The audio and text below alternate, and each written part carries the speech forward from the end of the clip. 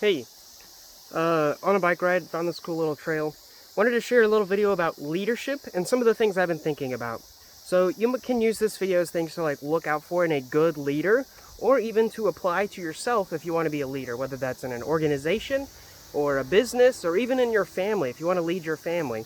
These are some of the things that I've been thinking about. So the first one is all good leaders take the blame and give the praise. And so I heard this a couple weeks ago, and when I heard it, it definitely changed the way I ran my business and lead my family. So here's an example.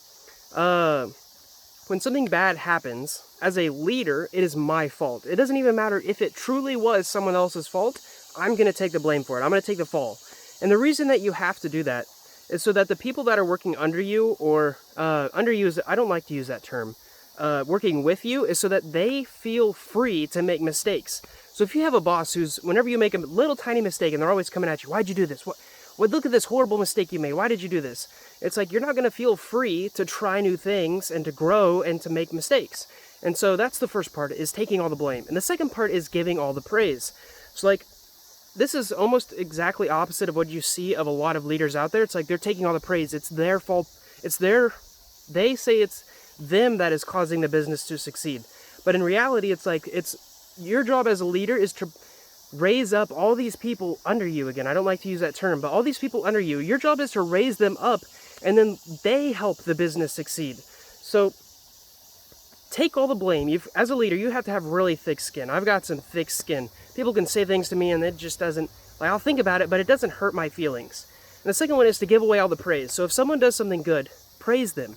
Words matter. So if you can tell someone good job, it means a lot. People start to change their behavior based on things that you tell them. So a good leader will always take the blame, all the blame, and they'll always give away all the praise. So I'll never be like, this business that I'm working on right now is my business. It's like, if it does well, it's because of the people that I've hired, the people that I've put in leadership, the people that I have lifted up. It's because of their skills, their work ethic, their principles. It's not necessarily just me. Of course, looking at the big picture, it may have not have been there because of me, but I'm going to give all the praise away. It's all that when the business succeeds, I'm going to tell them good job. It's their fault.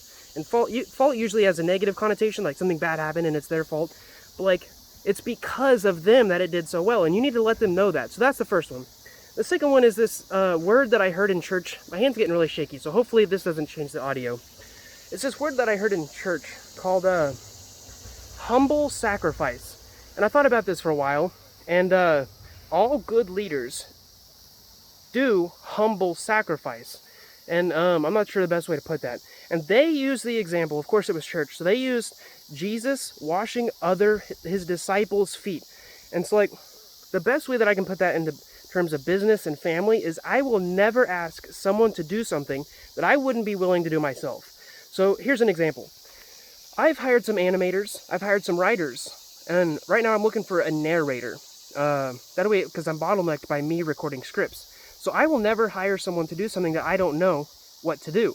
I will learn it myself, and then I'll teach them little tricks and stuff that I've learned. So I can't tell an animator how to animate if I've never done it. I can't judge them for that. The same way with a writer. I've put in hundreds of hours of writing. I put in hundreds of hours of animation. I put in hundreds of hours of narrating.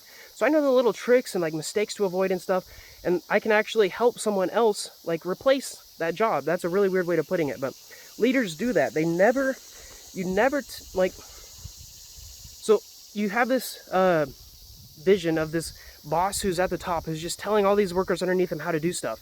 And it's they aren't going to respect that person if he's not willing to wash other people's feet. So you have to do the dirty work and do a sacrifice. And how does this look in family? So I was thinking about this, and I was like, how can I do humble sacrifices in family? And I looked back and what I have been doing in the past couple weeks, and I came up with a perfect example. And this one is, so my wife likes to watch this show. It's about makeup artists. And I'm not really into makeup artists. It's not fascinating to me. It doesn't intrigue me. It doesn't provoke my curiosity. But my wife appreciates it. And so I started watching this show with her. I watched 5 or 6 episodes, and she just loves watching it with me. The time that we spend together watching that show is time that I don't think would have ever experienced elsewhere, because it's something that she really appreciates. And it's I don't have to work that hard. I just got to watch the show. And actually, I was being humble about it. I've learned some stuff from that show. It's like actually applicable in business. It's really cool. It's like I would have, like most people don't do this. They're like, nah, I'm not going to watch that show with my wife. That's her show. She can watch it herself. But it's like I'm humbly sacrificing my time and my attention to spend with her. And I know I could be doing other things with it, but I love my wife and I want her to feel loved and cherished and spend like quality time with her. And so that's how I've done it. That's an example of humble sacrifices. So the first one is take all the blame, give all the praise. The second one is humble sacrifices. And the third one, I got to do it really quick because we're already at 5.5 minutes. And I got to get back. This place is really cool, by the way. If you aren't outdoors often, go outdoors more often. I guarantee you it'll make you happier. But so the third thing of a leadership to look for is that they're always improving themselves. So if I look at my family, and not just my family, but like the surrounding people in my life that I would consider family, and my business, the bottleneck is me. So like, there's nothing stopping my business growing. There's nothing stopping my business from making $1 million a year. It's me. I got to find the right people to put in the right positions and pay them the right amount so that the business can succeed and grow. It's the same thing in family. I'm reading all kinds of books. I'm taking all kinds of courses. Like some of these courses are kind of expensive. I'm reaching out to people that I don't even think would reply, and some of them have replied. So like I'm always working on improving myself. I'm looking for my weak spots. I'm finding my strengths and maximizing them. So the first one is take all the blame and give all the praise. This one's super important. I guarantee if you apply this in your life, something on my leg, you will see results. The second one is humble sacrifice. And so I'm always looking for ways to like humbly serve other people because I guarantee it'll help you as well. And the third one is improving yourself. And of course, that one's really simple and like most people know it, but it's like they don't put it into practice. How are you every day improving yourself to become a better person, a better leader?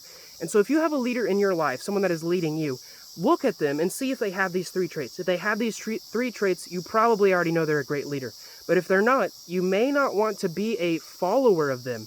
Like if they're a boss, you might want to find another job. If they're a religious leader, someone that you're following at church and they're not having these 3 traits, you need to probably find someone else to follow. And so I wanted to make this a short little video, but we're almost at 8 minutes already. Hopefully one day I watch this video and I get something out of it. If not, hopefully you get something out of it. Thank you guys so much for watching, and maybe I'll see you in another video.